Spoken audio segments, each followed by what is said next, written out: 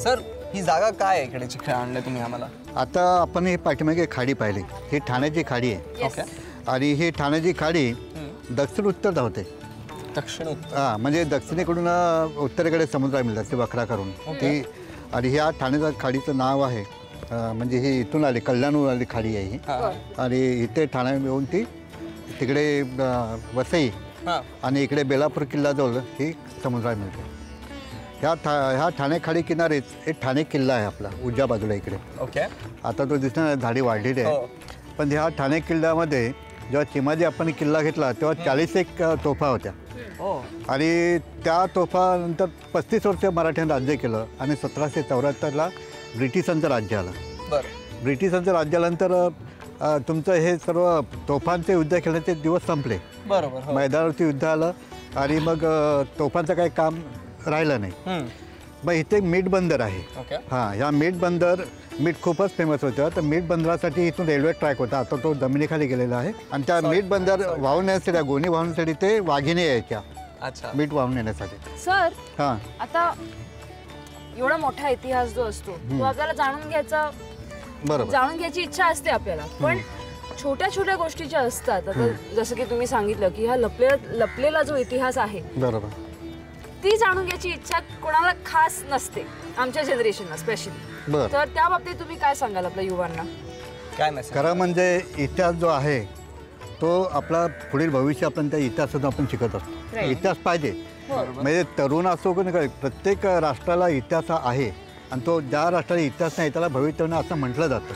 आणि ही गोष्ट खरी आहे. तुम्हाला जर मागचा इतिहास माहिती असेल तर तुम्ही पुढे कसं जावं ते तुमच्या लक्षात येतं. बरोबर. आणि त्या मागच्या इतिहासातून आपण धडा घ्यायचा आणि पुढे जायचं. बरोबर. पण आता आपल्याकडे काय होतं की आपण इतिहास आपण करत चुकलेला आपण दुरुस्त करतो का, शिकतो का, हा भाग पुढचा आहे. पण माझं तरुणांना सांगणं असं आहे की त्याने खरोखर इतिहास जाणून, निदान आपला स्थानिक इतिहास तरी जाणून घ्यावा. आपण जिथे राहतो आपल्याला भारताचा इतिहास माहिती आहे, महाराष्ट्राचा माहिती आहे, संपूर्ण जगाचा इतिहास माहिती आहे. पण आपल्या घराजवळ काय काय आहे, आज ह्या इथे वास्तू इथे आहेत, घराजवळचा इतिहास तुम्हाला माहीत नसतो. म्हणजे स्थानिक इतिहासाला आपण महत्त्व देत नाही. तर हा इतिहास सर्वांना माहिती असायला पाहिजे. आणि म्हणून असं छोटे छोटे आपण इथे जे काही स्थळं आहेत ते आपण पाहिले पाहिजे असं मला म्हणायचं. राईट. सर, युवकांनी काय करायला पाहिजे प्रिझर्व्ह करायला अशा ऐतिहासिक स्थान? प्रिझर्व्ह म्हणाल तर खरोखर फार महत्त्वाचे तुम्ही प्रश्न विचारला. आता तोफा इथे वेडावाकडा पडलेल्या आहेत किंवा काही, आणि काही इथे मूर्त्या वगैरे असतील, काही असेल, तर त्याचं युवकांना ज्ञान नाही, त्याने ते ज्ञान आत्मसात करावं. दुसरी गोष्ट, आता पर्यटनाला फार महत्त्व आलेलं आहे. आणि पर्यटन दृष्टीने तर तुम्ही ह्या गोष्टी प्रिझर्व्ह करायलाच हव्यात, कारण तरच ते लोक बघतील काय इथे केलं आहे ते. हां, या तोफा उलट्या केलेल्या. याचं तोंड आहे ते खाली आहे जमिनीमध्ये.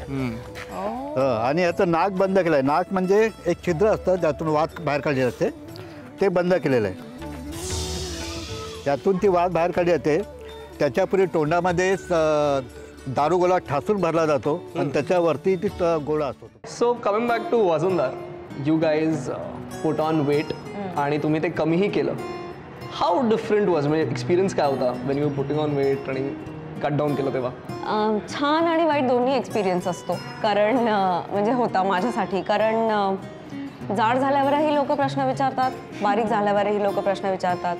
सो ह्याचा बॅलन्स म्हणजे हे आपल्याला अफेक्ट करणार नाही as a person, as an actress. ह्याचा बॅलन्स कसा साधायचा ती स्टेज आम्ही ह्या प्रोसिजरच्या दरम्यान विटनेस केली. आणि आता आम्ही प्रॉब्ली लाईफमधले सुद्धा जे प्रॉब्लेम्स आहेत ते थोड्या अजून वचवली किंवा बॅलन्स स्ट्राईक करून सॉल्व्ह करू शकू असं वाटतंय. सो वजनदार हेल्प्ड अस फ्रॉम विदिन. असं नाही की फक्त वजन वाढवलं आहे, कमी केली आहे आणि ह्याच्या पलीकडे जाऊन पण काहीतरी झालंय फिल्मच्यामुळे आणि फिल्मला सुद्धा. So it was interesting. Me actually सांगू का, मला असं वाटतं की कुठलीच गोष्ट आयुष्यात इम्पॉसिबल नाही आहे. तुम्ही फक्त तुमच्या लिमिट्सना पुश करायला पाहिजे.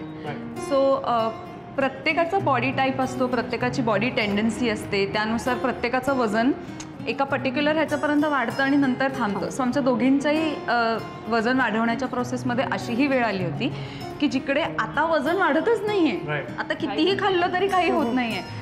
आणि मग त्याचं वेगळं टेन्शन यायचं की अरे अरे आपल्याला शूटिंगला तर वाढवायचं आहे वजन, असं कसं आपण जाडे होत नाही.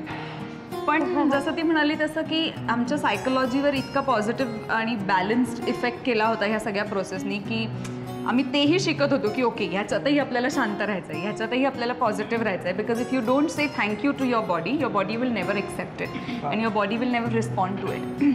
या सगळ्यामध्ये पिंकथॉनसाठी 13 नोव्हेंबरला सई आणि मी दोघी धावतोय Vazandar run. It's going to be a Vazandar run. आणि त्याच्यासाठी पहिल्या दिवशी ती 8 किलोमीटर आणि मी 7.5 किलोमीटर धावले. आमच्या दोघींनाही असं झालं होतं की आम्हाला वाटलं पण नव्हतं आयुष्यात की आम्ही कधीही एवढे धावू. मला वाटतं की दिस इज वॉट वजनदार gave in this entire 1 year. Self confidence आणि स्टार्ट विथ युअर सेल्फ. तुम्ही करू शकता हे स्वतःला आधी सांगा. तुम्ही हे करू शकता and try it, you will do it. So you just have to start it. मग कुठलीही प्रोसेस असो, वजन कमी करायची असो किंवा वजन वाढवण्याची असो, काहीही असो.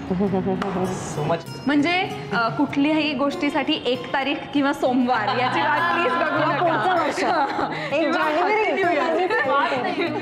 आज आत्ता start now. Today yes. Not even today, now. Backup झाल्यावर मी इकडे I'm not going away.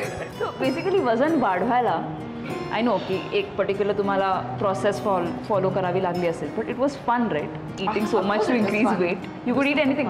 या we could eat anything. We still had a very systematic plan of eating. काय खायचं काय नाही खायचं, but we could eat guilt free.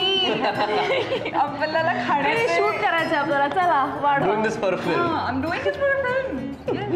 कारण Maharashtrian upbringing आणि बॅकग्राऊंड असल्यामुळे जर तुम्ही 2 आठवडे जरी आळशीपणा केलात तरी ते तुमच्या अंगी लागतं लगेच. कसलेही 5 दिवस जर ते थांबलं तर सगळी गणितं बिघडतात आणि हे आता समजले खूप चांगलं. ऍक्च्युली तो वेळ कसा मिळतो तुम्हाला वर्कआउट करायला? वेळ काढतो आम्ही. कसा? मी परवाच एका मुलीला ह्याच्यासाठी उत्तर दिलं. एका बाईने मला फेसबुकवरती असं लिहिलं की प्लीज मला काहीतरी टिप्स द्या ना. तर मी त्यांना म्हटलं मी टिप्स नाही तुम्हाला देऊ शकत, मी फक्त माझा अनुभव शेअर करू शकते, nothing apart from that. So मी म्हटलं की मी रोज सकाळी 5ला 4:30 पावणे 5ला उठते. मी 5:15ला जिमला असते. कुठून कुठे ते प्लीज सांग. कुठे? Go on Priya, do it. 3, 2, 1 start. Go. 1. 1.